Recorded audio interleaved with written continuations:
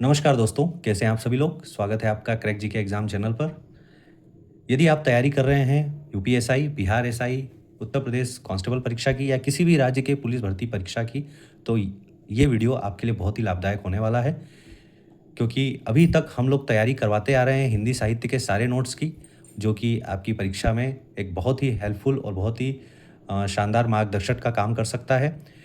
तो आइए वीडियो हम स्टार्ट करते हैं। तो आज के वीडियो का मैं टॉपिक बता देता हूँ। आज का वीडियो हम लोग विराम चिन्हों के बारे में पढ़ेंगे और उससे जुड़े हुए प्रश्नों को हल करेंगे और देखेंगे कि पुराने सालों में यूपी एसआई या यूपी कांस्टेबल परीक्षा में किस प्रकार से प्रश्न बने हैं, विराम चिन्ह से कितना प्रश्न आया है।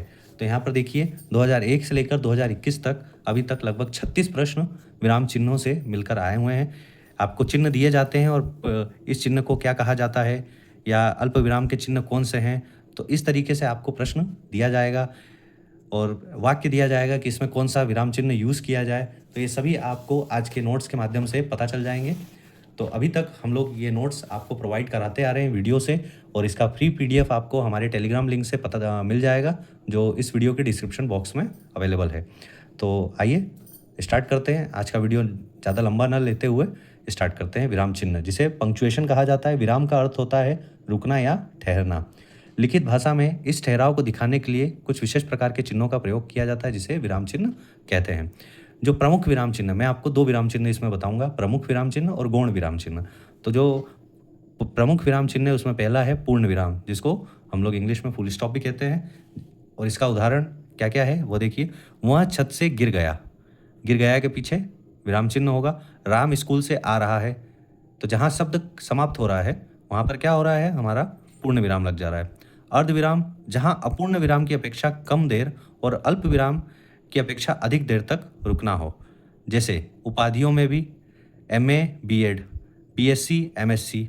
अभी जो आपने हमारे नोट्स में पुराने प्रश्नों को देखा होगा, उसका पहला प्रश्न यही था कि जहाँ आपकी उपाधियाँ आ जाती हैं वहाँ अर्ध विराम यूज होता है। अल्प विराम, जिसको कॉमा कहा जाता है, जहाँ अर्ध विराम की तुलना में कम देर तक रुकना हो। जैसे राम अपनी संपत्ति, भूमि, प्रतिष्ठा सब खो बैठा। तो यहाँ पे तीन चीज़ें आ रही हैं, उसमें तीनों में हमने क्या क्या लगाया है, अल्प विराम लगाया है। रवि तुम इधर आओ, पाप और पुण्य, सच और झूठ। अब संख्या लिखनी है तो भी आपको अल्प विराम यूज़ करना है। तो इस तरीके से आप अपने एग्जाम्पल को स्ट्रॉन्ग करिए और ये देखिए कि इसी प्रकार से यदि प्रश्न आ रहे हैं तो कौन कौन सा विराम चिन्ह कहाँ पर यूज़ होगा। प्रश्नवाचक, ये तो सबसे सिंपल होता है जो आप लोग कर सकते हैं। जहाँ पे प्रश्न आ जाए अंत में वहाँ पे प्रयोग होता है। जैसे तुम कहाँ जा रहे हो, वहाँ कहाँ, वह क्या रखा है, तो यहाँ पे प्रश्नवाचक चिन्ह आ जाएगा। विस्मय आदि बोधक, अब विस्मय, आश्चर्य, हर्ष, घृणा आदि का बोध कराने के लिए जिस विराम चिन्ह का यूज होता है उसे क्या होता है, विस्मय आदि बोधक चिन्ह कहते हैं। जैसे मित्रों, अभी मैं जो कहने जा रहा हूँ, अरे वह मर गया, शोक। तो इस तरीके के जो विराम चिन्ह है वो विस्मय आदि बोधक विराम चिन्ह को दिखाते हैं। इसके बाद है उद्धरण चिन्ह,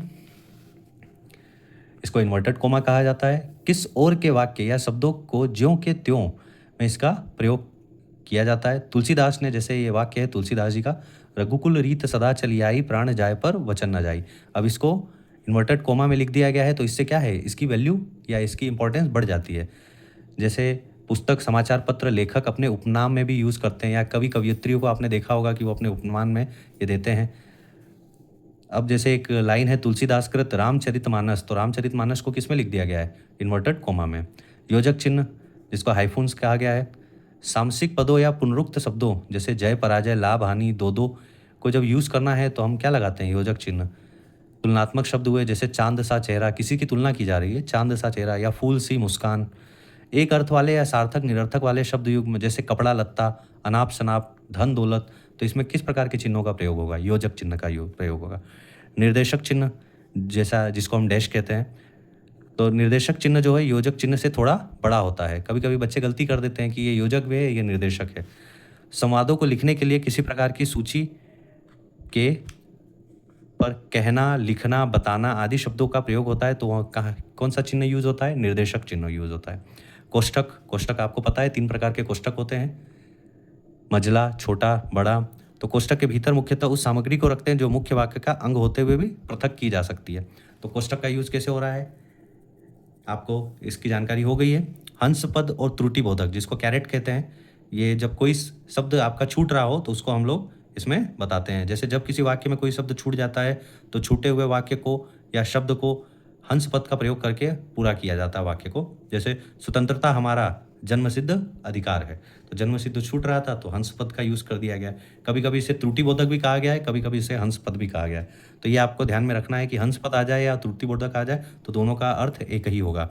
रेखांकन चिन्ह, अंडरलाइन, वाक्य के महत्वपूर्ण शब्द पद और वाक्य रेखांकित कर दिया जाता है। जैसे गोदान किसकी रचना है, तो प्रेमचंद की सर्वश्रेष्ठ कृति है, तो गोदान यहाँ पे इंपॉर्टेंस रख रहा है तो इसके नीचे हमने अंडरलाइन कर दिया है। तो फिर अब आइए लाघव चिन्ह पर। साइन ऑफ एब्रीवेशन, जब कोई बड़ा नाम हो और उसको शॉर्ट फॉर्म में हमको लिखना है तो लाघव चिन्ह लगाते हैं। संक्षिप्त रूप में लिखने के लिए लाघव चिन्हों का यूज़ किया जाता है। जैसा कि पटना नगर निगम, तो पटना नगर निगम को हमने प न नी के शॉर्ट फॉर्म में लिख लिया है लाघव चिन्ह से। अब लोप चिन्ह, जैसे अब कोई चिन्ह खत्म हो रहा है या कोई वाक्य खत्म आ रहा है, उसको हमको खत्म करना है, लोप करना है, तो आपको ये डॉट डॉट डॉट पूरा बनाना पड़ेगा। जब वाक्य का अनुच्छेद का कुछ अंश छोड़कर लिखना होता है तो इसे चिन्हों का प्रयोग करते हैं। जैसे गांधी जी ने कहा था परीक्षा की घड़ी आ गई है, अब डॉट डॉट डॉट हम करेंगे या मरेंगे। तो इस तरीके से आप लोप चिन्ह को पहचान सकते हैं। अभी तक हम लोगों ने पढ़े हैं प्रमुख विराम चिन्ह, अब हम लोग पढ़ेंगे गौण विराम चिन्ह। तो गौण विराम चिन्ह कैसे होते हैं, जिसमें अपूर्ण विराम या उप विराम होता है, जिसे दो डैश। अब ये किस लिए होता है, आगे लिखी रही बात जा रही बातों को की ओर ध्यान आकृष्ट करने के लिए हम अपूर्ण विराम या उप विराम लगाते हैं। पुनरुक्ति सूचक में जैसे जो इन्वर्टेड कोमा है उसी का एक तरह का हम लोग इसमें साइन लगाते हैं। ये होता है शब्द या वाक्य को पुनरुक्ति के रूप में इसको यूज़ किया जाता है, उपयोग किया जाता है। विवरण चिन्ह, जिस तरीके से आपका निर्देशक चिन्ह होता है उसी तरीके से विवरण चिन्ह होता है। वाक्यांश के निर्देश में या किसी वस्तु के सविस्तार वर्णन के लिए हम विवरण चिन्ह यूज़ करते हैं। तारक चिन्ह किसी टिप्पणी के लिए। योग चिन्ह, जैसा कि आपको पता है प्लस दो या दो से अधिक शब्दों को जोड़ने में लिए योग चिन्ह का यूज़ किया जाता है। तुल्यता सूचक चिन्ह, जैसे बराबर समान सूचित करने के लिए आप तुल्यता सूचक चिन्ह का यूज़ करते हैं। तिर्यक रेखा या अथवा के अर्थ में हम लोग तिर्यक रेखा का यूज़ करने लग गए हैं हिंदी अब वाक्यों में। गोली जैसे डैश बताते हैं या सॉरी डैश नहीं, एक बड़ा सा गोला बता देते हैं। इसमें बातों या तथ्यों का सारांश रूप देने के लिए हम लोग गोली बनाते हैं। और आखिरी में आता है समाप्ति सूचक, जिससे हम लोगों का ये वीडियो भी आप समाप्त होने जा रहा है समाप्ति सूचक चिन्ह से, कि लेख या पुस्तक की समाप्ति का बोध कराने के लिए। तो यदि हमारे नोट्स आपको हेल्पफुल लग रहे हैं और आपके एग्ज़ाम के लिए थोड़ा भी लाभदायक है तो हमारे वीडियो को आप लाइक करें, सब्सक्राइब करें और शेयर करें अपने दोस्तों के साथ, ताकि वो लोग भी इसका फ़ायदा उठा पाएँ। और PDF पाने के लिए हमारे टेलीग्राम से जुड़ जाइए। फ्री PDF मैं प्रोवाइड करवा रहा हूँ, आप टेलीग्राम का लिंक हमारे डिस्क्रिप्शन में है। और तैयारी करते रहिए, आने वाली वीडियोस के लिए जुड़े रहें हमसे। और अभी तक जितने भी वीडियो बने हैं वो प्लेलिस्ट में आप हिंदी के देख सकते हैं और हिंदी साहित्य को कंप्लीट कर सकते हैं।